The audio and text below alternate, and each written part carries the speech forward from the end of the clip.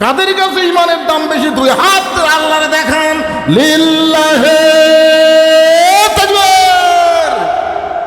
হ্যাঁ, এই জীবন যত চেষ্টাই করেন এই জীবন বাঁচাবার পারবেন না, যত চেষ্টায় আপনি করেন। কিন্তু আপনি একটু চেষ্টা করলে আপনার ইমানকে আপনি বাঁচাবার পারবেন। বর্তমানে আমাদের বাংলাদেশে ইমান হরণের চক্রান্ত চলতেছে, জোরে কোন কথা ঠিক কিনা?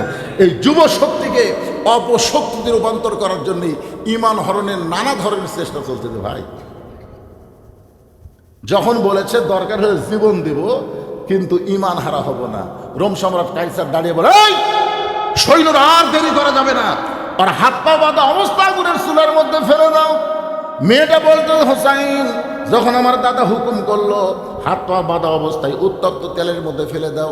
এখন আমি তখন বললাম, দাদু ভাই এই মানুষ মারার খেলা আমি দেখবো না, আমি চলে যাই।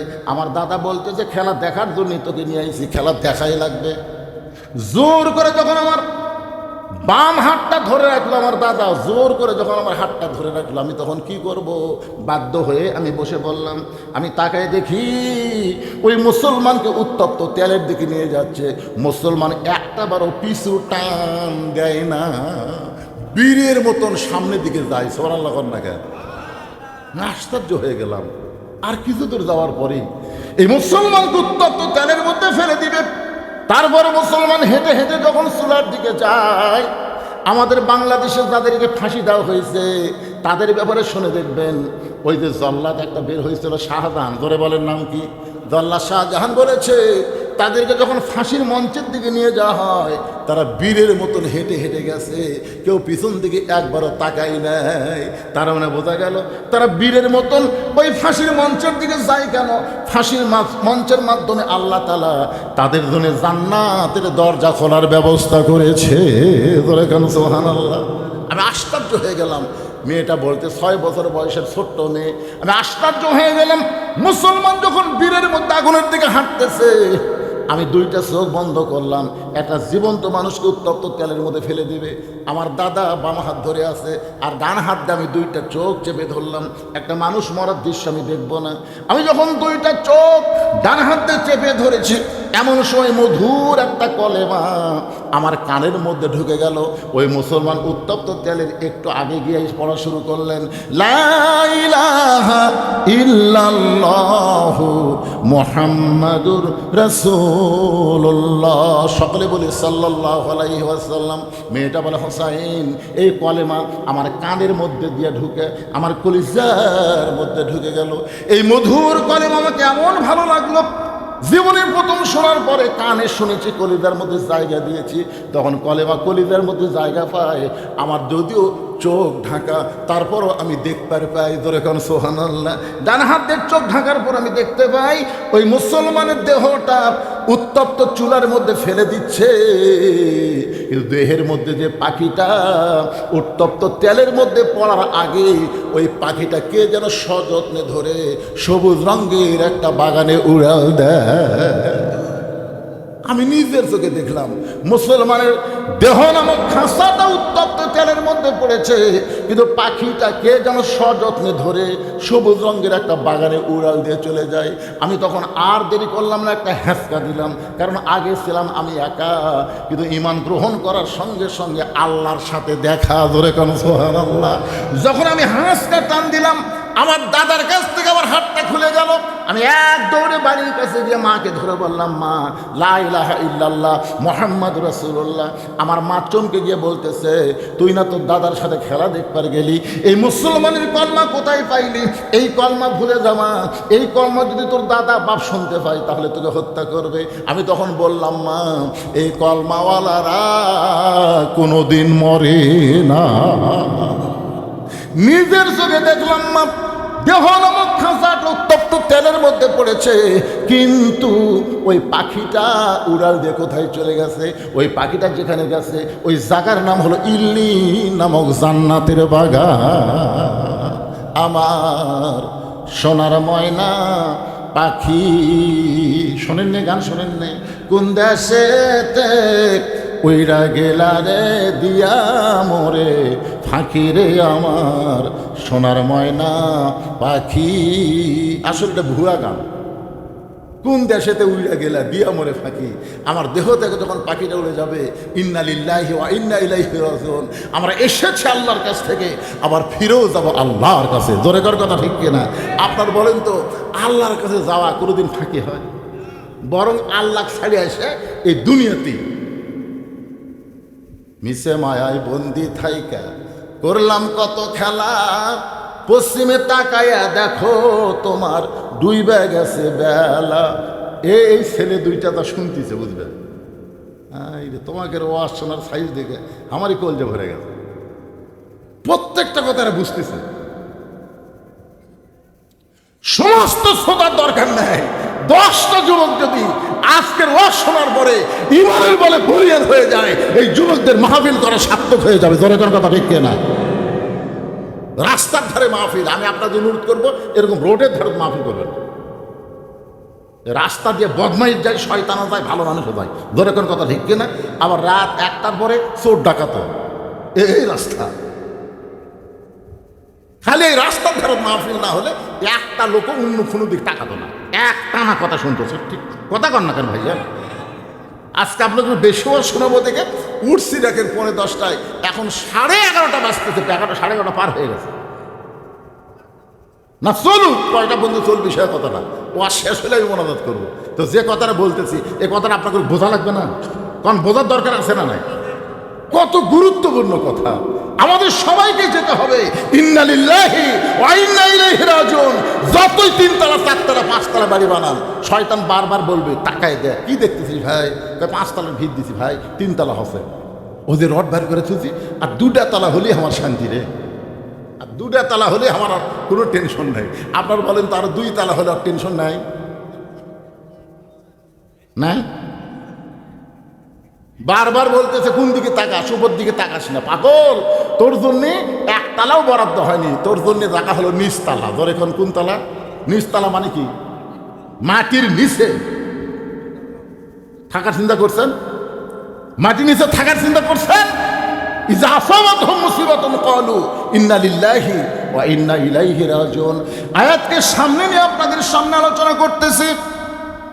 মেয়েটা বলে, হুসাইন, আমি এক দৌড়ে চলে আসলাম মায়ের কাছ থেকে আমার দাদার কাছে।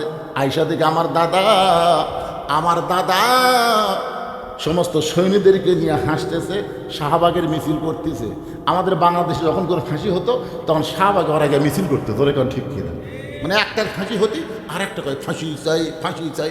আল্লামা সাইদ হুজুরের জন্য ফাঁসির মিছিল করছে এই বাংলাদেশে যিনি 50 বছর কোরআনে হক তাফসীর করছে, তার ফাঁসির জন্য এই বাংলাদেশে যারাই মিছিল করেছে, আর যাই হোক এদের জন্ম ঠিক নাই। ধরে কোন কথা কন না কেন ভাইজান?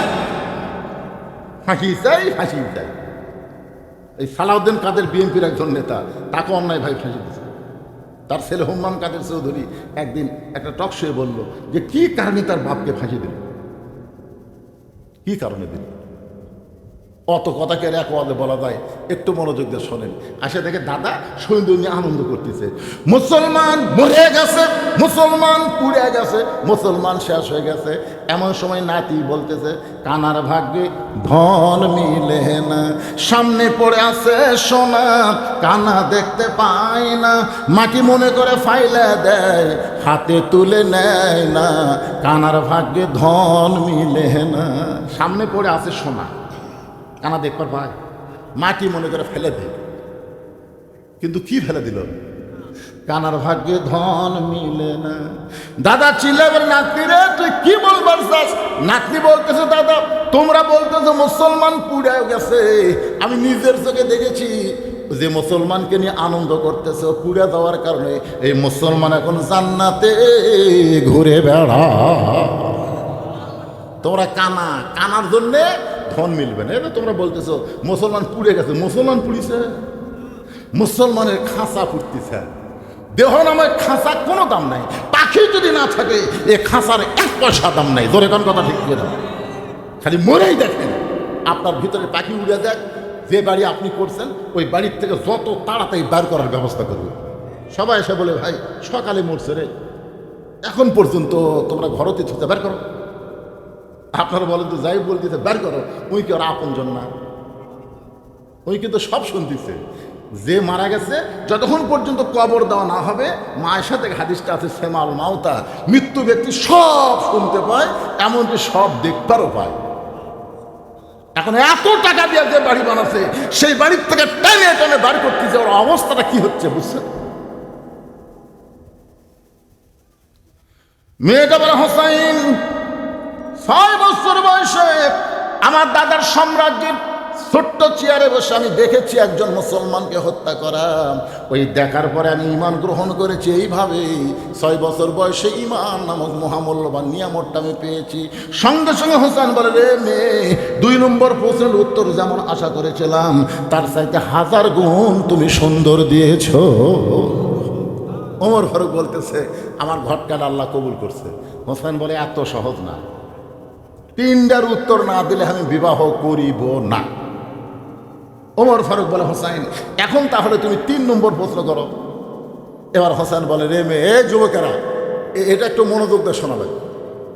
3 নম্বর প্রশ্ন হলো, বিবাহের পরে আমার সঙ্গী তোমার থাকতে হবে। কি মনে করতেছেন? এই যে আবু তহা আদনান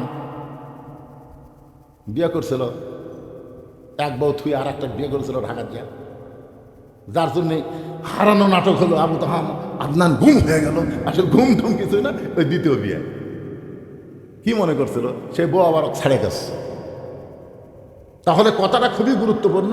হোসেন বলতেছে, যিনি যুবকদের জান্নাতের যে সর্দার হবে, সেই প্রশ্ন করতেছে যে বিবাহের পরে আমার সঙ্গী তোমার থাকা লাগবে। বিয়ার আগে না বিয়ার পরে? আজকে আমাদের যুবকেরা কোনটা ভালোবাসে, বিয়ার আগেরটা না পরেরটা? বিয়ার আগেরটা বলতেছে, তুমি আমার জীবন, তুমি যদি চাও আমি পাহাড়ে উঠবো, তুমি যদি চাও আমি সাগর ডেঙ্গায় যাবো। যে সারা পুকুরত পড়ে পানি খাই, তুমি বলে সাগর ডেঙ্গাবে। তুমি জানো না গো, এক রাত তোমাকে দেখিনি, মনে হয় 1 বছর দেখিনি। মেয়েটা মনে করে 1 লাখার প্রেমিক পুরুষ দুনিয়াতে নাই। চিটিং, চিটার, এটা বুঝবি বিয়ার পর।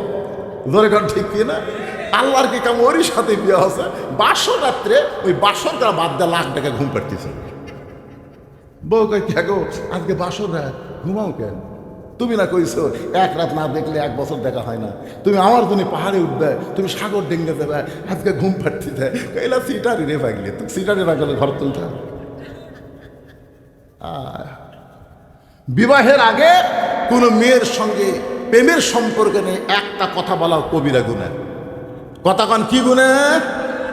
জান্নাতি যুবকদের সর্দার দুনিয়ার সমস্ত যুবকদের বুঝায় গেল, বিবাহের আগে কোনো সম্পর্ক চলবে না, বিবাহের পরে আমার সঙ্গী তোমার থাকতে হবে। মেয়েটা ফোঁপায় ফোঁপায় কাঁদতেছে। ওমর ফারুক বলে, মা 2টা কঠিন প্রশ্ন করেছে, আর সেই 2টার উত্তর তুমি দিলা, এই সহজ প্রশ্নের উত্তর না দিয়ে তুমি কেন কাঁদতেছো? তুমি বলো, হোসাইন বিবাহের পর আমি তোমার সঙ্গী থাকবো, বিবাহের পর আমি তোমার সঙ্গী থাকবো। মেয়েটা বলতেছে, আমিরুল মুমিনিন, এমন উত্তর দিলে আপনি বিশ্বাস করতে পারেন, কিন্তু হোসাইন এমন উত্তর দিলে বিশ্বাস করবে না, বিয়ার পর আমি তার সঙ্গেই থাকবো। এই কথাটা বলা যায়, কিন্তু এই কথাটা তাই সে বিশ্বাস করবে না। এবার বলে, মা তাহলে তুমি কি 3 নম্বর প্রশ্নের উত্তর দিবার পারবা না? মেয়েটা কিছুক্ষণ পরে বলে, আল্লাহ, মনে মনে আল্লাহর সঙ্গে যোগাযোগ করতেছে, আল্লাহ 2টার উত্তর দিয়ে দিলাম, এইটার উত্তর কি দেব? এমন সময় আল্লাহ পাক ইলহামের মাধ্যমে এটাকে জানাই দিল, রে মেয়ে তুমি উত্তরে বলো, একজন মস্ত বড় আল্লাহ নবী ছিল, সেই নবীর নাম হলো আইয়ুব নবী। ধরে বলেন, কি নবী?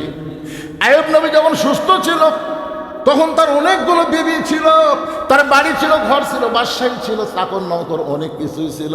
কিন্তু আইয়ুব নবী যখন অসুস্থ হয়ে গেল, অসুস্থতার মাত্রা যখন বেড়ে গেল, একসময় আল্লাহ তার দেহের মধ্যে গোস্তর পচন ধরে দিল। তখন কিন্তু চাকর নৌকর কেউ তার সঙ্গে থাকলো না, এমনকি তার বউগুলোও তাকে ছেড়ে চলে গেল। আইয়ুব নবীর শরীরের দুর্গন্ধ হওয়ার কারণে লোকালয় থেকে তাকে জঙ্গলে ফেলে দেওয়া হলো। তখন জঙ্গলে যখন ফেলে দেওয়া হয়েছে, তখন একটা বিবি আইয়ুব নবীর সঙ্গ ত্যাগ করে নাই, সেই বিবিটার নাম হলো রহিমা। মেয়েটা বলে, হোসাইন রহিমা যেমন আইয়ুব নবীর সুখের দিনেও ছিল, কষ্টের দিনেও ছিল, এমনকি সমস্ত মানুষ আইয়ুব নবীকে যখন ত্যাগ করেছে, রহিমা যখন ত্যাগ করে নাই, আমি রহিমার মতো বিবাহের পরে আপনার সঙ্গে থাকতে চাই। হোসেন বললেন, তোমাকে বিবাহ করাতে আমার কোনো আপত্তি নাই। আমার নানা যেমন নানি পাইয়া ভাঙ্গা ঘর জান্নাত হয়ে গেছে, আমার মা যেমন খাতুনে জান্নাত ফাতেমারে পাইয়া কষ্টের ঘরের সুখের শান্তির বাতি জ্বলাইছে, আমি হোসাইন তেমন একটা মেয়ে পাইলাম, এই মেয়েটার সঙ্গে বিবাহ করতে আমার কোনো আপত্তি। আজকের এই ঘটনার ভিতর দিয়ে আমি আপনাদের সামনে যে জিনিসটা তুলে ধরার চেষ্টা করি সেটা হলো, যত বড় বিপদ আপদ মুসিবত আসুক না কেন, মুসলমানের জন্য সবচেয়ে বড় বিপদ সামনে অপেক্ষা করতেছে, সেই বিপদটা হলো মৃত্যু। জোরে কোন কথা ঠিক কিনা? এই জন্য আল্লাহ বলেছেন লা তামুতুন্না। আপনারা বলেন তো ফাতেমা কি বেপরদা? তাহলে কেমনে বলতেছে আমি চিনি? আলীর চোখটা দরদর করে পানি পড়তেছে। এমন সময় মেয়েটা বলে, হোসাইন, আপনার মায়ের চোখের ভুরু জোড়া ছিল, আপনার মায়ের বাম গালে কালো একটা তিল ছিল, এই থুতুনির তলে লাল একটা দাগ ছিল। সঙ্গে সঙ্গে আলী বলতেছে, মা যা বলছিস মা, আর বলিস না, কারণ তিনজনের মধ্যে একজন পরপুরুষ আছে। আপনার বলেন তো এই তিন পুরুষের মধ্যে ফাতেমার জন্য পরপুরুষকে? জোরে বলেন। তাহলে চিন্তা করে দেখেন, তিনজনের মধ্যে একজন পরপুরুষ, যাকে হযরত আলী পরপুরুষ বলতেছে, সেই পরপুরুষ সম্পর্কে আল্লাহ নবী বলেছেন, আমার পরে কেউ যদি নবী হতো লাউ কানা ওমর, আল্লাহ ওমরকে নবী বানায় দিত। রাসূল বলেছেন, নবুয়তের দরজা বন্ধ দেখে ওমর নবী হওয়ার পারে নাই, কিন্তু নবী হওয়ার সব যোগ্যতা আল্লাহ ওমরকে দান করেছে। সেই ওমর যদি পরপুরুষ হয়, তাহলে মুরিদের বইয়ের কাছে পীর কি পুরুষ? আর কথা কয় না, মুরিদের বইয়ের কাছে পীর কি পুরুষ? পরপুরুষ। এই সাইডটা কি পুরুষ? ও বাবা পুরুষ। আহা, আমি এর আগেও আপনাদের বলেছি, হয়তো মনে নাই। তিনটা জিনিস খেয়াল করবেন, বড় ডাক্তারের বউ কোনোদিন সিজার লাগে না। বড় ডাক্তার যারা, তারা বউকে সিজার করে না। কারণ কি জানেন? সিজার করলে বাচ্চারও ক্ষতি, মায়েরও ক্ষতি। এই জন্য ডাক্তারের বউয়ের সিজার লাগে না। 2 নম্বর হলো মৌলানার বাড়িতে মিলাদ হয় না। দেখবেন খেয়াল করে, মৌলবীদের বাড়ি মিলাদ হয় না। ওরা পরের বাড়িতে পড়ায়, কিন্তু নিজের বাড়িতে হয় না। আর 3 নম্বর হলো পীরের বউ কোনোদিন মুরিদ হয় না। খেয়াল করে দেখবেন, পীরের বউ জানে আমার পীর মাঝে মধ্যে মুরিদের বউয়ের দিকে চোখ মারে, এই লুচ্চার হাতে মুরিদ হবো না। ঠিক আছে? মাশাআল্লাহ। তাহলে 3টা মুখস্থ রাখবেন। 1 নম্বর হলো ডাক্তারের বইয়ের সিজার লাগে না, 2 নম্বর হলো মৌলবীর বাড়িতে মিলাদ লাগে না, আর 3 নম্বর হলো পীরের বউ মুরিদ হয় না। যেই পীরের নারীদেরকে মুরিদ দেয়, বুঝবেন এরা ভণ্ড। ধরে কোন এরা কি? এরাই ভণ্ড। হ্যাঁ, আল্লাহর বান্দার একটু খেয়াল করবেন। আলী বলতেছেন, মা চোখের ভুরু জোড়া, এটা আমি বলতে পারি, কারণ হোসেনের মা আমার বউ। এই কারণে প্রত্যেকটা স্বামী বলতে পারে তার বইয়ের ভুরু কেমন, জোরে কোন ঠিক কিনা? আমি বলতে পারবো। রাসূল বলেছেন, স্বামীরা যদি স্ত্রীর 2 চোখের মাঝখানে এই যে ভুরু দেখতেছেন, এই 2 চোখের মাঝখানে যদি একটা চুমা খায় ভুরুর উপরে, আল্লাহ তারা খুশি হয়ে তাদের আমল নামায় একটা নফল হজের সওয়াব দিয়া দেয়। এইদিকে তাকান, কোন তাকান? এই 2 ভুরুর মাঝখানে এই চুমা দেওয়ার নফল হজের সওয়াবের কথা কইছি। মেয়েদের কাছে সিলি পাইছে, হুজুর আপনি তো মস্ত বড় ক্যাফাল খুললেন। আমার স্বামী যে বিড়ি খাওয়া খায়, ওই ঘরের মধ্যে ঢুকলেই মনে ভোকরা পাটা ঢুকছে, এই জায়গা চুমা খাবার গেলে তো আমার পেট খারাপ হয়ে যাবে। শোনেন, যারা বিড়ি খায়, এই যারা বিড়ি খায়, এরা যে ঘরত থাকে, সে ঘরে সব কিছু গন্ধ না? কথা কোন গন্ধ কিনা? আর কাপড় ধরেন, যা ধরবেন সব দুর্গন্ধ। এই জন্য আল্লাহ নবী বলেছেন, স্বামী স্ত্রী মহব্বত করার জন্য ঘুমানোর আগে মেসওয়াক করা সুন্নত, আবার ঘুম থেকে উঠে মেসওয়াক করা সুন্নত। আপনি যত বেশি মেসওয়াক করবেন, আল্লাহ আপনার মুখের দুর্গন্ধ তত বেশি দূর করে দিবে। সুবহানাল্লাহ, জোরে কার।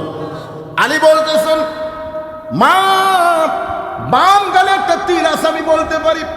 দুদিন করে লাল একটা দাগ আছে। হোসাইন তার মা হওয়ার কারণে বলতে পারে। তুমি কেমনে বললাম? মেয়েটা বলতেছে, মুরব্বী তাহলে শোনেন, ওই রোমের জেলখানার মধ্যে যখন আমি বন্দি ছিলাম, সকালবেলা 3টা করে চাবুক মারতো, বিকেলবেলা 3টা করে চাবুক মারতো। আমার দেহের এমন কোনো জায়গা নাই যে জায়গায় চাবুকের আঘাত লাগে নাই। এক সময় চাবুক মারতে মারতে আমি অধৈর্য হয়ে গেলাম, বিরক্ত হয়ে বললাম, আল্লাহ তুমি আছো আসমানে, তোমার নবী আছে মদিনায়, এই রোমের জেলখানার মধ্যে এত নির্যাতন, আমাকে দেখার মতন কেউ নাই। লা ইলাহা ইল্লাল্লাহ আছে আসমানে, আর মুহাম্মদ রাসূলুল্লাহ আছে মদিনায়। এই জেলখানার মধ্যে এত নির্যাতন হচ্ছে, দেখার মতন কেউ নাই। মাঝে মধ্যে কিন্তু বিরক্ত হয়েছে বিএনপির লোকেরা, বিরক্ত হয়েছে জামাতের লোকেরা এই 15.5 বছর আল্লাহর উপর। মাঝে মধ্যে নিজের বাড়ি বানাচ্ছে, সে বাড়ি থাকা যাচ্ছে না, আলুর বাগুড়ির মধ্যে থাকা লাগতেছে। তাও যদি আলুর দাম হতো, দরকার কথা ঠিক না। এইবারে আলু যে কি করবি ভাই, আলুর বাগুড়ির মধ্যে থাকা লাগছে। ওয়াজ করে বাড়ি থাকা যায় নাই। বাড়ির বউ মোবাইল করে বলতেছে, সন্ধ্যা থেকে পুলিশ ঘুরতেছে, আপনি বাড়িতে আসবেন না। চিন্তা করেন, চোর ডাকাত বলে শুয়ে আছে, আর আলিম হয়ে আলুর বাগুড়ির মধ্যে ঘুম পাড়তেছে। একটু বিরক্ত ভাব আসে কি আসে না? গাজার মুসলমান কিন্তু মাঝে মধ্যে বিরক্ত হয়, আল্লাহ ইসরায়েলি ইহুদিরা আমাদের পাখির মতন হত্যা করতেছে, তুমি কখন সাহায্য করবে মাতা নাসরুল্লাহ, তোমার সাহায্য কখন হবে? আল্লাহ করে বলেন, ওয়ালা নাবলুওয়ান্নাকুম বিশাইইম মিনাল খাউফি ওয়াল জুই ওয়া নাকসিম মিনাল আমওয়ালি ওয়াল আনফুসি ওয়াস সামারাতি ওয়া বাশশিরিস সাবিরিন। আল্লাহ ধরে না, ধরে না, ধরে না, ধরলে ছাড়ে না। এতদিন হাসিনা ধরেনি ধরেনি ধরেনি, আমরা মনে করতেছিলাম আল্লাহ কর 41 সাল লাগবে না রে, 24 সালের মধ্যে আমি আল্লাহ এমন ধরা ধর্ম।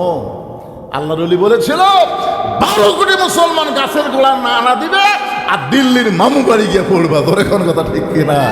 আল্লাহর ওলির কথা 100% সত্য হয়ে গেছে। সুবহানাল্লাহ হবেন না ভাই? তা একটু মনোযোগ দিয়ে শুনবেন। মেয়েটা বলতেছে, মুরব্বী হযরত আলীকে লক্ষ্য করে বলতেছে, আমি বিরক্ত হয়ে বললাম, আল্লাহ তুমি আছো আসমানে, নবী আছে মদিনায়, এই জেলখানায় এত নির্যাতন আমাকে করতেছে, আমাকে দেখার মতন তো কেউ নাই। এ কথা বলে কাঁদতে কাঁদতে যখন ঘুমায় গেছি, ওই ঘুমের ঘরে আমি স্বপ্নে দেখতে পাই আমার শিওরের পাশে নূরের একটা পুতুলি বসে কাঁদতেছে। আমি বললাম, কে গো আপনি? জান্নাতের হুরি না বেহেশতের পরি? আমার মাথায় হাত দিয়ে বলে, মা আমি জান্নাতের হুরিও না, বেহেশতের পরিও না, আমি হলাম জগৎ বিখ্যাত মা ফাতেমা। আমি তখন ওই ঘুমের অবস্থায় স্বপ্নে তার চেহারার দিকে তাকালাম, কিছুই দেখতে পাইলাম না। যতটুকু দেখতে পাইলাম ভুরু 2টা জোড়া, বাম গালে কালো একটা তিল, থুতুনির তেলে লাল একটা দাগ দেখেছি, এর বাহিরে আর কিছুই দেখতে পাই নাই। সঙ্গে সঙ্গে হোসেন বলে, রে মেয়ে, 1 নম্বর প্রশ্নের উত্তর যেমন আশা করেছিলাম তার চাইতে 100 গুণ তুমি সুন্দর উত্তর দিয়েছ। লিল্লাহে তাকবীর।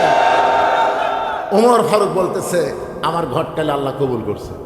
হোসেন বলতেছে, এত সহজ না, 3টা প্রশ্নের উত্তর দিলে বিয়ে করব, নচেত আমি বিয়েই করব না। ওমর ফারুক বলে, হোসাইন তাহলে এখন 2 নম্বর প্রশ্ন শুরু করো। ইযা আসাবাতুহুম মুসিবাতুন ক্বালু, সকলে পড়েন, ইন্না লিল্লাহি ওয়া ইন্না ইলাইহি রাজিউন। যে আয়াতকে সামনে নিয়ে আলোচনা করতেছি ভাইজান, যখন বিপদ আপদ মুসিবত তোমাদের সামনে আসবে, আল্লাহ দোয়া শিখে দিয়েছেন, বেশি বেশি তোমরা ইন্না লিল্লাহর আমল করবে। ইন্না লিল্লাহর আমল হলো, এ দুনিয়াতে থাকা যাবে না, যতই বড় বড় বাড়ি তৈরি করো, এখানে থাকার কোনো সুযোগ নাই, আমাদের সবাইকেই যাওয়া লাগবে। ধরে কোন ঠিক কিনা? কোন বনেরই পাখি তুমি আইলারে কোন বনে, আবার কোন বনেতে যাইতে হবে পড়ছে নাকি মনে। হোসাইন বলে, রে মেয়ে, আমার 2 নম্বর প্রশ্ন হলো, 6 বছর বয়সে তুমি ইমানটা কেমনে পাইলা? কারণ তোমার দাদা খ্রিস্টান, তোমার বাবা খ্রিস্টান, যেই দেশের জেলখানায় বন্দি ছিলা ওই দেশের সবাই খ্রিস্টান, তাহলে খ্রিস্টানদের মধ্যে 6 বছর বয়সে তুমি ইমানটা কেমনে পাইলা? এটাই হলো আমার 2 নম্বর প্রশ্ন। উমর ফারুক চমকে উঠছে, যেই প্রশ্ন আমি উমর করার কথা মেয়েটাকে, সেই প্রশ্ন আমি উমর করতে পারি নাই। প্রশ্ন করেছে কে? জোরে গান প্রশ্ন করেছে কে? 6 বছর বয়সে তুই ইমানটা কেমনে পাইলাম? সঙ্গে সঙ্গে মেয়েটা বলে, হুসাইন 6 বছর বয়সে ইমান কেমনে পাইলাম যখন শুনতে চান তাহলে শোনেন। আমি দুনিয়ার সাধারণ কোনো ঘরে জন্মগ্রহণ করি নাই। আমার দাদা হলো রোম সম্রাট কাইসার। আমি দুনিয়ার সাধারণ কোনো ঘরে জন্মগ্রহণ করি নাই। আমার দাদা হলো রোম সম্রাট কাইসার। যেই বলেছে রোম সম্রাট কাইসার, ওর চুম করছে। ওরে বাবা রে! মেয়েটা বলতেছে 6 বছর বয়সে আমি যখন অন্দরমহলে ছিলাম, আমার দাদা আমার ঘরে গিয়ে বলতেছে, নাতনি আজকে রোমের রাজ দরবারে খেলা হবে, তুই কি খেলা দেখতে যাবি? আপনারা বলেন তো, ছোটো ছোটো বাচ্চারা খেলা পছন্দ কম করে না বেশি করে? এই জন্য ছোটো ছোটো বাচ্চাদের হাতে মোবাইল দেবেন না। আপনাদের অনুরোধ করতেছি, এই ছোটো ছোটো বাচ্চাদের হাতে মোবাইল যদি দেন, এই মোবাইল ছাড়া ভাত খাবি না। হ্যাঁ, মোবাইল ছাড়া ভাত খাবি না। মোবাইল ছাড়া আর কান্না বন্ধ হবে না। তাই আপনাদের অনুরোধ করি, ছোট ছোট বাচ্চারা যদি একবার মোবাইলের গেম বুঝতে পারে তাহলে আর আপনাকে মানুষই করতে পারবেন না। জোরে কোন কথা, ঠিক করে কথা বলেন। হ্যাঁ, ছোট ছোট বাচ্চারা খেলা পছন্দ করে। এই জন্য আমার দাদা যখনই বললো আজকে রোমের রাজদরবারের খেলা হবে, তুই কি খেলা দেখতে যাবি? আমার দাদা বিকালবেলায় খেলা দেখার কথা বলে আমাকে রাজদরবারে নিয়ে আসলো। আমি 6 বছর বয়সে ইমানটা কেমনে পাইলাম একটু আপনারাও মনোযোগ দিয়ে শোনেন। আমি দাদার সিংহাসনের পাশে ছোট্ট একটা চেয়ারে বসে বললাম, বসার পরেই বললাম, দাদা খেলা দেখার কথা বলে আপনি নিয়ে আসলেন, খেলাটা কোন জায়গায়? আমার দাদা বলে, ওই যে তাকায় দেখ। মেয়েটা বলে, হোসাইন আমি লক্ষ্য করে দিকে একটা মানুষের কালো কাপড় দিয়ে চোখ দুইটা বাঁধা, শুধু কালো কাপড় দিয়ে চোখ বাঁধে নাই, তার হাত দুইটা রশি দিয়ে বাঁধা, তার পা দুইটা লোহার শেকল দিয়ে আটকানো হয়েছে। আমি তখন বললাম, দাদা ভাই একটা মানুষকে আমি দেখতে পাই, যেই মানুষের চোখ বেঁধেছেন, হাত বেঁধেছেন, পা শেকল দিয়ে আটকায় রাখছেন, একটা মানুষ দেখে আপনি কি খেলা দেখাবার চান? আমার দাদা মুসকি মুসকি হাসার বলে, নাতনি রে তুই ছোট্ট মানুষ, তুই বুঝিস না, ওটা মানুষ না রে, ওইটা মানুষ না। আমি বললাম, মানুষ যদি না হয় তাহলে ওইটা কি? আমার দাদা বলতেছে, ওইটা হইল মুসলমান। তার মানে কি বুঝতেছেন? এই ভারতের ইসকন হিন্দুদের কাছে বাংলার মুসলমান মুসলমান না, খ্রিস্টানদের কাছে মুসলমান মানুষ না, ইহুদিদের কাছে, ইসরায়েলের কাছে ফিলিস্তিন মুসলমানকে এরা মানুষ মনে করে না। জোরে কোন কথা, ঠিক না? কিয়ামত পর্যন্ত ইহুদি খ্রিস্টান হিন্দুরা আমাদেরকে মানুষ মনে করবেন। বিধর্মীরা কোনোদিন মুসলমানকে মানুষ মনে করে না, মনে করে এরা আলাদা জাত।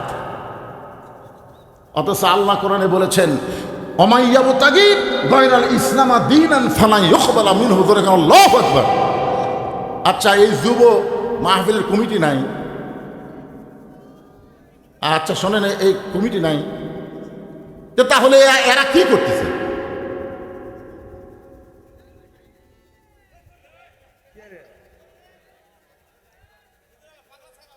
আরে পাগলা থাকলে হলো তো আপনার হয়তো তাকাচ্ছেন, আপনি সামনে বসে ভালো শুনতেছেন, কিন্তু মাঝখান থেকে ওরা খালি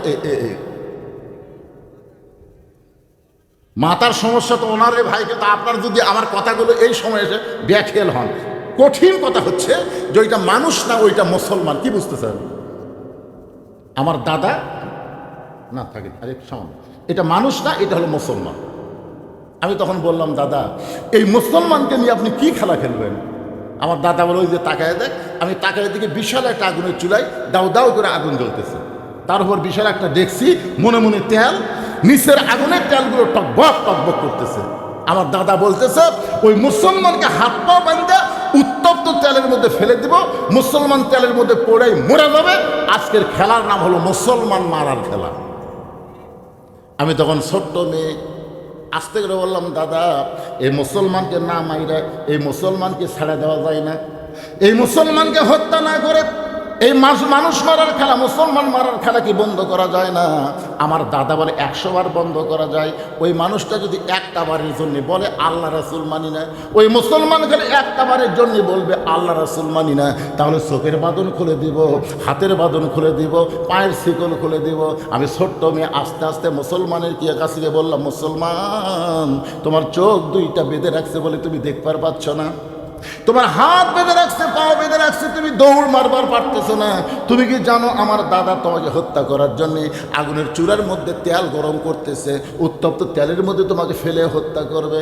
ও মুসলমান, তুমি যদি বাঁচতে চাও খালি একটা বারের জন্য বলো আল্লাহ রাসূল মানি না, খালি একটা বার বলবা আল্লাহ রাসূল মানি না, আমার দাদা তোমাকে ছাইড়া দিবে। সঙ্গে সঙ্গে মুসলমান বলল, মা তুমি ছোট্ট মানুষ, তোমার কাছে জীবনের দাম বেশি, কিন্তু একজন মুসলমানের কাছে জীবনের চাইতে ঈমানের দাম বেশি। আপনার যারা বসে আছেন ভাইজান, আপনাদের কাছে জীবনের দাম বেশি না ঈমানের দাম বেশি? ومن يضلله فلا هادي له।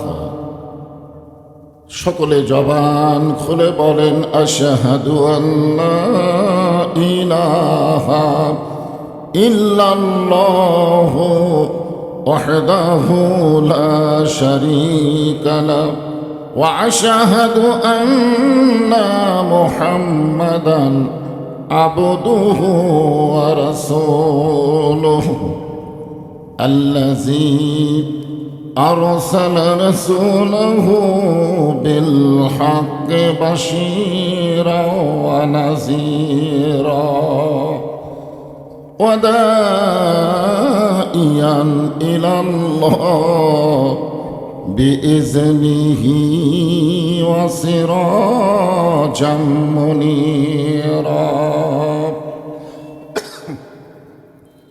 فقد قال الله تعالى في كلامه المجيد والفرقان الحميد। জবান খুলে সকলে পড়েন আউযু বিল্লাহি মিনাশ শাইতানির রাজীম। বিসমিল্লাহির রহমানির রহিম। ইযা আসাবাতুহুম মুসিবাতুন ক্বালু ইন্না লিল্লাহি ওয়া ইন্না ইলাইহি রাজিউন।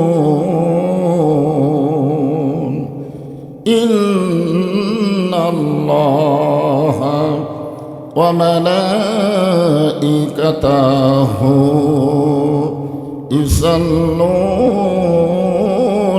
আলান নবী ইয়া আইয়ুহাল্লাযীনা আমানু সাল্লু আলাইহি ওয়া সাল্লিমু তাসলিমা। আল্লাহুম্মা সাল্লি আলা মুহাম্মাদ ওয়া আলা আলি মুহাম্মাদ কামা সাল্লাইতা আলা ইব্রাহিম ওয়া আলা আলি ইব্রাহিম ইন্নাকা হামিদুম মাজিদ। আল্লাহুম্মা বারিক আলা মুহাম্মাদ ওয়া আলা আলি মুহাম্মাদ কামা বারাকতা আলা ইব্রাহিম ওয়া আলা আলি ইব্রাহিম ইন্নাকা হামিদুম মাজিদ। মশরকে হুব্বে মুহাম্মদ, সকলে বলি সাল্লাল্লাহু আলাইহি। मतलाए दीवानी माँ मतलाए खुर्शीद इश्कास सीनाए सुजाने माँ बलगल उला बिकमालिही कशफत दुजा बिजमालिही हसनत जमीओ खिसालिही सल्लो अलैहि व आलिहि अल्लाहुम्मा आमीन। জান্নাতের বাগান থেকে জান্নাতি মানুষদেরকে নিয়ে আমি গুনাহগার, তোমার রহমতের দরজায় দুখানা হাত তুলেছি আল্লাহ। হাসরের ময়দানে জব্বার আর কাহার নামী রূপ নিয়া তুমি যখন বিচার শুরু করবে, তোমার সামনে দাঁড়ায়া সমস্ত নবীরা নাফসি নাফসি বলে কাঁদতে থাকবে। এমন কঠিন অবস্থা হাসরে হবে, সেদিন সমস্ত নবী তার উম্মতকে ভুলে যাবে, শুধু বলবে আল্লাহ আমার কি হবে, আমার কি হবে। একমাত্র দরদি নবী শাফাতের কান্ডারি ইয়া রব্বি হাবলি উম্মতি বলে সেজদায় পড়ে যাবে। সেই কঠিন মুসিবতের সময় আজকের এই মাহফিলকে ওসিলা করে আমাদের সবাইকে রাসূলের উম্মতের কাতারে আল্লাহ কবুল করে নিও।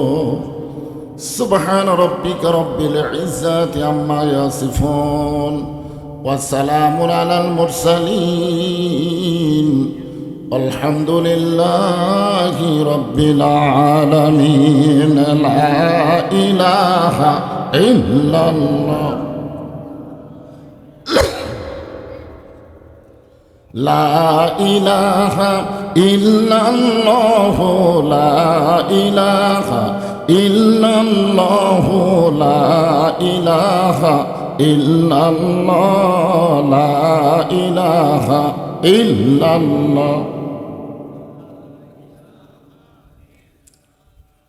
যার দিলে আছে আমার আল্লাহর ভয়, কার ভয়? যার মনে আছে আল্লাহর ভয়, আল্লাহ আল্লাহ সব সময় আহার নিদ্রা ভালো লাগে না, এই দুনিয়া ভালো লাগে না, ভালো লাগে শুধু আল্লাহ। লা ইলাহা ইল্লাল্লাহ লা ইলাহা ইল্লাল্লাহু ইল্লাল্লাহ ইল্লাল্লাহু ইল্লাল্লাহ লা ইলাহা ইল্লাল্লাহ লা ইলাহা লা ইলাহা লা ইলাহা ইল্লাল্লাহু লা ইলাহা ইল্লাল্লাহু বলো রে মুমিনগণ, লা ইলাহা ইল্লাল্লাহু বলো রে মুমিনগণ।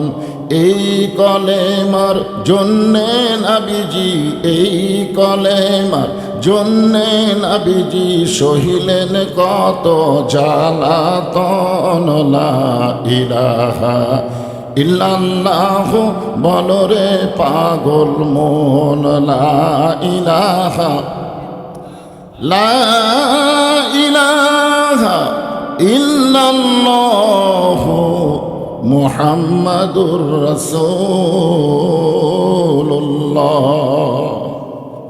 রাসূলের মহব্বতে জবান খুলে সমস্বরে বলবো সাল্লাল্লাহু আলাইহি ওয়াসাল্লাম। পিছনে হয়েছে না করে বসার চেষ্টা করে। জায়গা হবে না কেন? জায়গা আছে তো, জায়গা নাই? যেখানে জায়গা আছে সেখানে বসেন। আজকে তার ভিত্তির মতন চেয়ার না যে চেয়ার শর্ট পড়বে, চেয়ার শর্ট মাটির কোনো শর্ট আছে? যেখানে পাবেন সেখানে বসবে। হইচই করলে তো হবে না, সমাধা হবে না। আপনারা যারা বসে আছেন, আপনারা একটা বিষয়ে সবসময় খেয়াল রাখবেন, আল্লাহ তাআলা আমাদেরকে এমন একটা দেশের নাগরিক হিসাবে কবুল করেছে, যে দেশটা হলো পৃথিবীর ভিতরে সবচাইতে ঘন বসতি দেশ। মানে আয়তন অনুযায়ী এত মানুষ পৃথিবীর কোনো দেশে বসবাস করে না। সবচাইতে ঘন বসতি দেশের নাম কি? বাংলাদেশ। এরপরেও 12 লক্ষ রোহিঙ্গা মুসলমানকে জায়গা কিন্তু আমরাই দিছি। এত ঘন বসতি হওয়ার পরেও জায়গা দেওয়ার অভ্যাস যদি আমাদের থাকে, তাহলে রোহিঙ্গা মুসলমানকে জায়গা দিলেন, যারা ডানে আছে নাকি রোহিঙ্গা?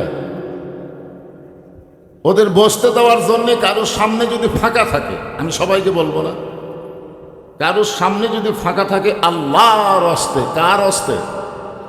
বক্তার হস্তে, চেয়ারম্যানের হস্তে, কোনো মানুষের হস্তে বললে যদি আপনি না চাপেন কোনো সমস্যা নেই, কিন্তু আল্লাহর হস্তে বলার পরে যদি ফাঁকা থাকে আর আপনি যদি না চাপেন, ওই শরীরটা আপনার কাছ থেকে আগামীকাল ভারী লাগবে, এমন ভারী লাগবে নিজের শরীর নিজের কাছে বিরক্ত মনে হবে। আর জায়গা না থাকলেও চাপার নিয়তে যদি একটা ঝোঁক দেয়, না চাপার পারেন কিন্তু একটা ঝোঁক মারলেন, অন্তত আল্লাহ ইচ্ছা করলে কোরআনের ওসিলায় 1-8 বছর কোনো বিধিবিধান আপনাকে নাও দিতে পারে। জোরে কোন কথা ঠিক কি না? কারণ আল্লাহ বলেছেন অনুনাজ্জিলু মিনাল কোরআনি মা হুয়া শিফাউ ওয়া রাহমাতুল লিল মুমিনিন। মুমিনদের জন্য যাবতীয় রোগের ঔষধ এবং রহমত স্বরূপ আল্লাহ তাআলা এই কোরআন নাজিল করেছে। বলেন সুবহানাল্লাহ। দুটা জিনিস একসঙ্গে বললেন, একটা হলো রোগ মুক্তি আর একটা হলো দয়া, রহমত। সেই কোরআনের মাহফিলে আপনার জমে জমে বসবেন, আল্লাহ খুশি হবে, ফেরেশতাদের কাছে আমাদের ব্যাপারে আল্লাহ তাআলা প্রশংসা করবে। জোরে কর সুবহানাল্লাহ। আল ইনসানু আশরাফুল মখলুকাত, মাখলুকাতের ভিতরে মানুষ হচ্ছে সবচাইতে ভদ্র এবং সেরা। তো ভদ্র এবং সেরা সব জায়গায় হইচই করা যাবে না। তো এটা গোপীনাথপুর বাজার না, এটা হলো জান্নাতের বাগান। সুবহানাল্লাহ বলে। ধাপের হাট বাজারে যদি 5 লক্ষ লোক থাকে, কোনো বক্তার যদি ওয়াজ করতে বলা হয় পারবে? কারণ লোক থাকলেই তো ওয়াজ হবে না, আগে দেখা লাগবে শ্রোতাদের ওয়াজ শোনার মতন পরিবেশ আছে কিনা।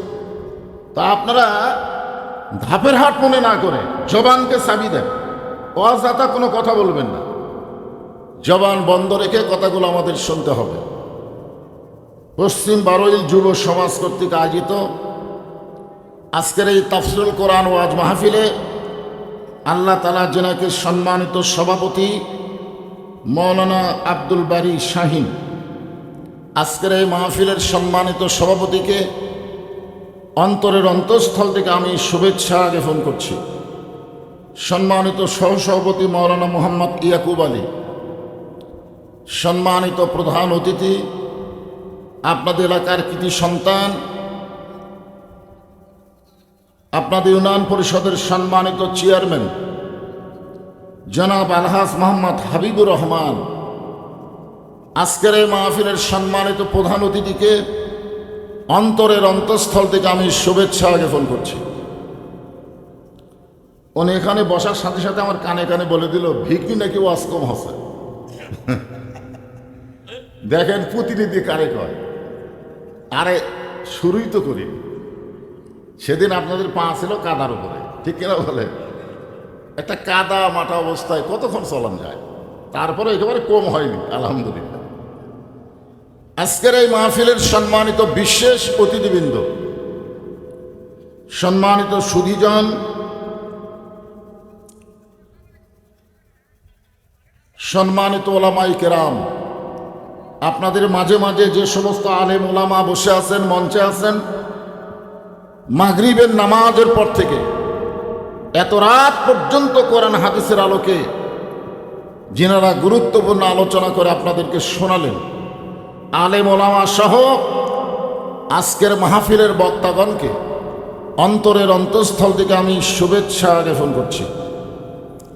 এই মুহূর্তে আমার সামনে যারা বসে আছে, যিনাদেরকে আল্লাহ দয়া করে রহম করে আজকের এই জান্নাতের বাগানে কবুল করেছে, হলো না তো? আমি যখন বললাম কবুল করেছেন, তখন আপনাদের কিছু বলা দরকার ছিল। আপনার কি কখনো মনে করতেছেন যে আপনি নিজের ইচ্ছা এখানে আইছেন? এরকম কি আপনাদের মনে হচ্ছে আমি না আসলে কি হতো, আমি নিজের ইচ্ছা আইছি? না, আল্লাহ যদি না চাইতো আপনি কখনোই এই জান্নাতের বাগানে আসতে পারতেন না। জোরে কোন ঠিক কি না? আল্লাহ কোরআনে বলেন মা আসাবাকা মিন হাসানাতিন ফামিনাল্লাহ।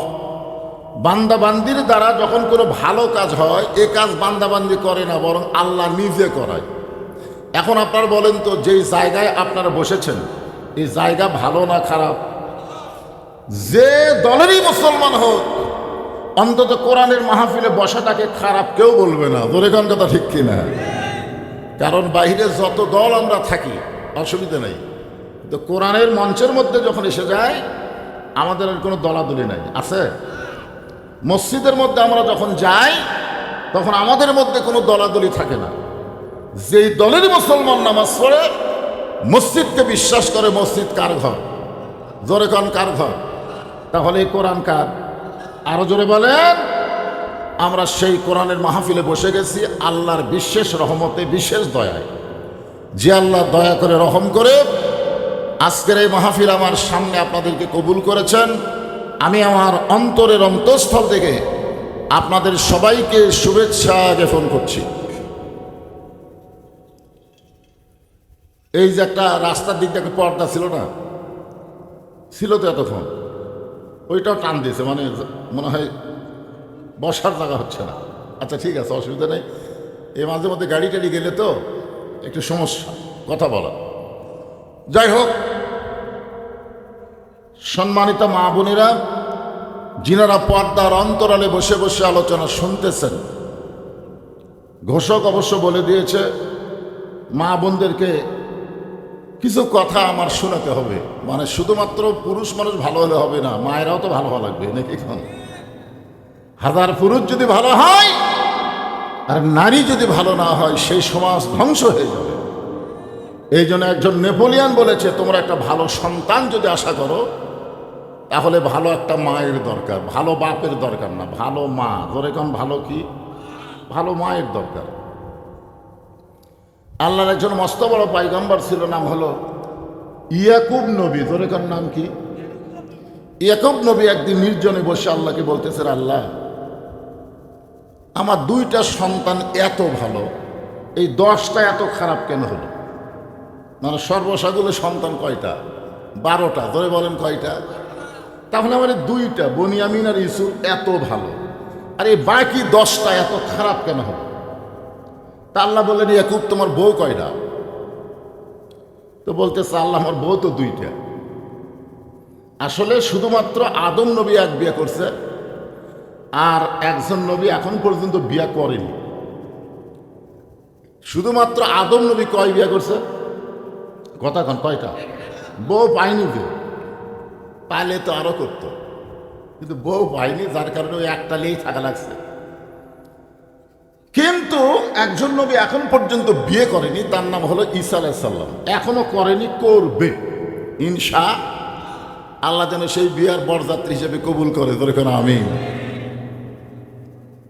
এছাড়া যত নবী আছে প্রত্যেকটা নবীরা কম করে হলেও 2টা করছে।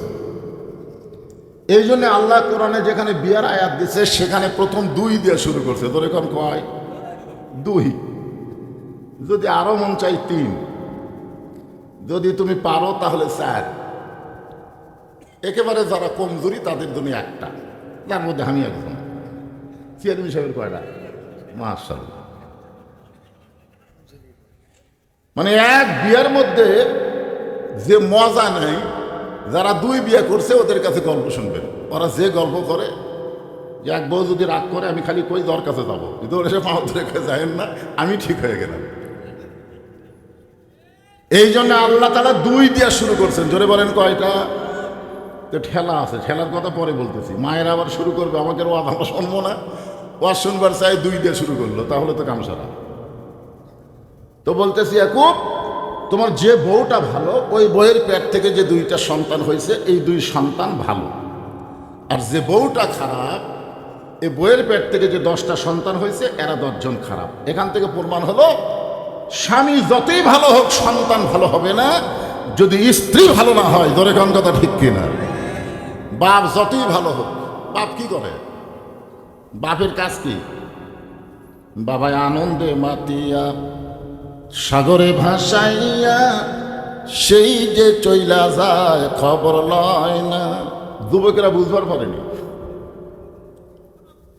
বাবা আনন্দে মাতিয়া, এটার নাম হলো সাগর। মা বোনদের উদরকে বলা হয় সাগর। সাগরে ভাসাইয়া সেই যে চইলা যায় ফিরে আসে না, মাজন ধরিয়া উদরে কত কষ্ট করে, 10 মাস পরে পায় প্রসবের বেদনা। এমন দরদি ভাবে কেউ হবে না আমার মা, মা গো। আমার সেই সম্মানিত মা বোনেরা যারা পর্দার অন্তরালে বসে আছেন, আমি আমার অন্তরের অন্তঃস্থল থেকে আপনাদের সবাইকে শুভেচ্ছা জ্ঞাপন করে এই মুহূর্তে জানতে চাচ্ছি আপনারা সকলে কেমন আছেন। আলহামদুলিল্লাহ রব্বিল আলামিন। যে আল্লাহ শারীরিক সুস্থতা এবং মানসিক প্রশান্তি। আমি যখন আসতেছিলাম তখন মনে হয় ভাই বক্তব্য দিচ্ছিল যে আমরা 1 বছর কয়েক মাস আগে শরীর সুস্থ ছিল কিন্তু মনের মধ্যে একটা অশান্তি ছিল না? না জানি কি হয়, না জানি কি হয়। আজরাইল ধরার আগে পুলিশ ধরার হয়। আসলে আমাদের সবাইকে যে আজরাইল ধরবে এই ব্যাপারে কোনো সন্দেহ, কিন্তু কখন ধরবে এইটা আমরা কেউ জানি না। তারপরেও দেখেন আজরাইল ধরার চিন্তাই নাই, খালি পুলিশ যেন না ধরে এই চিন্তা আমিও করছি হাসিনার সময়। আয় রে কি ভয় রে। এই যে মনের মধ্যে একটা অশান্তি ছিল, বর্তমানে সেই অশান্তি আর নাই। শরীরও ভালো, মনও ভালো। বলেন সুবহানাল্লাহ। যে আল্লাহ আমার শরীর সুস্থ রেখে মনটাকে ভালো রেখে আজকের এই জান্নাতের বাগানে আমাদের কবুল করলেন, আমরা সে আল্লাহর উপরে খুশি না বেজার? তাহলে জবান করে সমস্বরে সকলে বলবো রব্বানা লাকাল হামদ হামদান কাসীরান তাইয়িবান মুবারাকান ফীহি। আমরা আল্লাহর প্রশংসা করলাম এই কারণেই, আপাতত আমরা দেখতেছি আল্লাহ আমাদের উপরে খুশি আপাতত। কারণ যে জগতের কথা আমাদের মনে নাই সেই জগতের নাম হলো রুহের জগৎ। এই রুহের জগৎ যদি আল্লাহ আমাদের পক্ষে না থাকতো, দুনিয়াতে মুসলমানের ঘরে আমাদের কবুল করতো না। জোরে কোন ঠিক কিনা? মুসলমানের ঘরে যখন আমরা কবুল হয়েছি, বিশ্বাস করতে পারি আখিরাতের জগৎ আমাদের ভালোই হবে। আপনাদের কি ধারণা? বাল তুসিরুনাল হায়াতাদ দুনিয়া ওয়াল আখিরাতু খায়রু ওয়া আবকা। যখন আমরা দোয়া করি তখন কি বলি? রব্বানা আতিনা ফিদ দুনিয়া হাসানাতাও ওয়া ফিল আখিরাতি হাসানা। কি বুঝলেন এই দোয়া দিয়ে? আপনারা কি বুঝলেন? এই যে দোয়া করেন, আমি তো তাফসীরের মধ্যে দেখলাম যার দুনিয়া ভালো না তার আখিরাত কোনোদিন ভালো হবার পারে না। তাহলে আখিরাতকে যদি আমরা ভালো চাই, আমাদের বাংলাদেশকে ভালো হওয়ার দরকার আছে না নাই? দরকার আছে না নাই? আপনি মানুষের তৈরি আইন অনুযায়ী চলবেন আর কোরআনের ওয়াজ শুনে মনে করবেন আমার দায়িত্ব শেষ। এইটুকু মনে করার কারণে আমরা বড় বিপদে আছি। আর বড় বিপদ হলো আল্লাহর কোরআনের ওয়াজ শুনবে আর কোরআন অনুযায়ী চলবে না, অথচ আমরা মানুষ মরার পরে বড় বিপদের আয়াত করি। আমাদের কাহলতে কেউ মরার সাথে সাথেই ইন্না লিল্লাহি ওয়া ইন্না ইলাইহি রাজিউন। অথচ আল্লাহ কি বলতেছেন? ইজা মানে যখন, আসাবাতুহুম মুসিবা, তোমাদের উপরে বিপদ আপদ মুসিবত আসবে, ক্বালু তখন তোমরা বেশি বেশি পড়বে ইন্না লিল্লাহি ওয়া ইন্না ইলাইহি রাজিউন। কিন্তু আমরা কখন পড়ি? যখন মানুষ মরে যায়। আপনারা বলেন তো মরে গেলে করার কিছু আছে? তখন আমরা পড়ি। অথচ বর্তমানে আমরা সবচাইতে বড় বিপদের মধ্যে আছি। সেই বিপদটা হলো কি? আমরা কোরআনের ওয়াজ শুনবো কিন্তু বাস্তবে আল্লাহর কোরআন অনুযায়ী চলতে চাবো না। চলার চেষ্টা করার দরকার আছে না নাই? বুখারী শরীফে হাদিস রাসূল বলেছেন, মান সাআলাল্লাহু তাআলা আশ-শাহাদাতা বিসিদকিন বাল্লাগাহুল্লাহু মানাজিলাশ শুহাদা ওয়া ইন মাতা আলা ফিরাশিহি। রাওয়াহুল বুখারী কিতাবুল মাগাজি। কেউ যদি আল্লাহ রাস্তায় চায় যে আমি জীবন দিব, আল্লাহ রাস্তায় জীবন দিব, এই নিয়তে আল্লাহর দিন দুনিয়াতে কায়েম করার লক্ষ্যে যারা চেষ্টা করবে, দরকার হলে জেলে যাবে, দরকার হলে ফাঁসির মঞ্চে যাবে, দরকার হলে বাতিলের সঙ্গে আপোষ না করে এই দুনিয়া থেকে কষ্টের মধ্যে জীবনযাপন করবে। এই মা তাআলা ফিরাশিহি, সে ব্যক্তি যদি একসময় নিজের বিছনার মধ্যে মরে যায়, মানে সাধারণভাবে যদি মৃত্যু হয়, বাল্লাগাহুল্লাহু মানাজিলাশ শুহাদা, হাসরের ময়দানে আল্লাহ তাকে শহীদদের কাতারে দাঁড় করায় দিবে। চিন্তা করে দেখেন, এই আল্লাহর কোরআনের ওয়াজ শুধু শুনলে হবে না, বাস্তবে আল্লাহর কোরআনকে আমাদের গ্রহণ করা লাগবে। জোরে কোন কথা ঠিক কিনা? হ্যাঁ, ঠিক থাকলেই ঠিক। আমরা আল্লাহর প্রশংসা কম করব না বেশি করব? কেন করব? দুনিয়াতে আমরা মুসলমানের ঘরে আল্লাহ কবুল করেছেন। আমরা আল্লাহর প্রশংসা এই কারণে বেশি বেশি করব যে আল্লাহ তাআলা দয়া করে আমাদেরকে বিশ্বনবীর উম্মত হিসাবে কবুল করেছেন। বিশ্বনবীর উম্মত বোঝেন আপনারা? আমাদের নবী শুধু নবী না, আমাদের নবী হলেন আমাদের একজন নেতা। কেমন নেতা? হ্যাঁ, আজকে আমাদের বাংলাদেশে অনেক মুসলমান দল করে, ওই দলের নেতাকেই নেতা হিসাবে মনে করে এটাই নেতা। আমার নেতা বাহিরে আছে, এখনো দেশে আসেনি। মুসলমানের বাচ্চা, যাকে তাকে নেতা মানাও যাবে না, নেতা বলাও যাবে না। নেতা হলেন মুহাম্মাদুর রাসূলুল্লাহ। দরুদের মধ্যে পড়তেছি আল্লাহুম্মা সাল্লি আলা সাইয়্যিদিনা মুহাম্মদ। আমরা তার প্রতি দরুদ শরীফ পড়তেছি, যিনি হলেন আমাদের নেতা। আজকে আমরা নবীকে নবী বলি, খালাস। নেতা হিসাবে সাধারণ একজন মানুষের পেছনে ঘুরি, জীবন সময় নষ্ট করি, মাঝে মধ্যে স্লোগান দেই, আমার নেতার চরিত্র ফুলের মতন পবিত্র, নামাজ পড়ে না একত্র। জোরে কোন কথা ঠিক কিনা? এরকম কিছু নেতা আছে না নাই? আমরা কোন নেতা পাইছি যে নেতা সম্পর্কে আল্লাহ কোরআনে বলেছেন লাকাদ কানা লাকুম ফি রাসূলিল্লাহি উসওয়াতুন হাসানা। যদি তোমরা সফলতা অর্জন করতে চাও তাহলে বিশ্বনবীর আদর্শকে তোমরা গ্রহণ করে নাও। আমাদের নবীর আদর্শ কি? সে আদর্শই হচ্ছে আল্লাহর কোরআন। বলেন সুবহানাল্লাহ। আসুন সেই কোরআন থেকে আমি আপনাদের সামনে আলোচনা করব। আমরা সকলেই কোরআন সম্পর্কে একটা সাধারণ আইডিয়া নিব। এই কোরআনের মধ্যে কোনো সন্দেহ, দুই একজন বললেন বাদ বাকি মুখ খুললেন না, তার মানে কি সন্দেহ আছে নাকি? এই কোরআনে কোনো গোজামিল, এই কোরআনে কোনো ধোঁকা, যেই কোরআনে গোজামিল নাই, সন্দেহ নাই, ধোঁকা নাই, সেই কোরআন বাদ দিয়ে মানুষের তৈরি সংবিধান নিয়ে চলতেছেন। আর মাঝে মধ্যে বলতেছেন পবিত্র সংবিধান। এই সংবিধানের বাইরে যাওয়া যাবে না। যেই সংবিধান মানুষ রাখে নিজের হাতে, একজন মুসলমান সেই সংবিধান অনুযায়ী চলতে পারে না। মুসলমানকে চলতে হবে আল্লাহর কোরআনের সংবিধান দিয়ে। জোরে কোন কথা ঠিক না?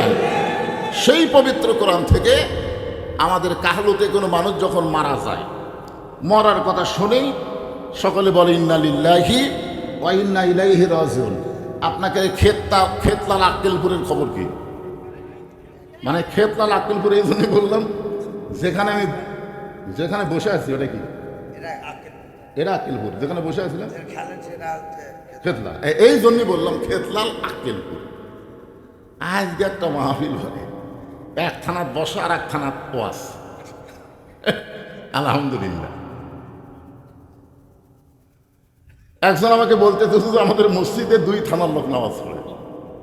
মানে এমন জায়গায় মসজিদ খেতলাল আক্কেলপুর, এটাই সে। আলহামদুলিল্লাহ। তো আপনাদের খেতলাল আক্কেলপুরে মানুষ মরে গেলে আপনার কি কম? এই একই কথা। মানে আমাদের কাহানো যা, মরার পরে আপনারাও তাই। মানে মরার পরে বাঁচা অবস্থায় যে দল করো অসুবিধা নেই, কিন্তু মরার পরে আমরা সবাই এক দল। বাবা ইন্নালিল। আপনারা বলেন তো মরার পরে এক দল হওয়া লাগবে না জীবিত অবস্থায় এক দল? না, জীবিত অবস্থায় যার মতো তাই দল করো, আর মরার পরে ইন্নালিল্লাহ। এখন আসেন এই সেই ইন্নালিল্লাহর উপর সামনে নিয়ে আমি আপনাদের সামনে আলোচনা করব। যে কোরআন দেখতেছেন একটাবার সবাই দেখেন। দেখেন কি দেখতেছেন? এর বাইরে আর কিছু দেখছেন না? এইটুকুই শেষ। বক্তা মাঝে মধ্যে কোরআন হাত দিয়ে তোলে, আল কোরআনের আলো ঘরে ঘরে জালো, সংসদে জালো, এই কথা কয়। পরে শ্রোতারা যায়, ওয়াজ কেমন হলো? সেই রকম, এইরকমই তো দেখতেছি আমরা। এক এক বক্তার ওয়াজ এক এক রকম লাগতেছে, কোনটা ফাটাফাটি, কোনটা আবার কি। তো যাই হোক, আজকে আমি আপনাদের ইন্নালিল্লাহ নিয়ে এই কোরআনটা কি এরা একটু নিজের চোখে আপনারা দেখে যাবেন। শুধুমাত্র কোরআন এভাবে দেখলে হবে না, কোরআনটা আসলে কি, এই কোরআনটা কতদূর পর্যন্ত মানুষকে নিয়ে যেতে পারে। তার 1 নম্বর প্রমাণ হলো হযরত উমর। জোরে খান সুবহানাল্লাহ।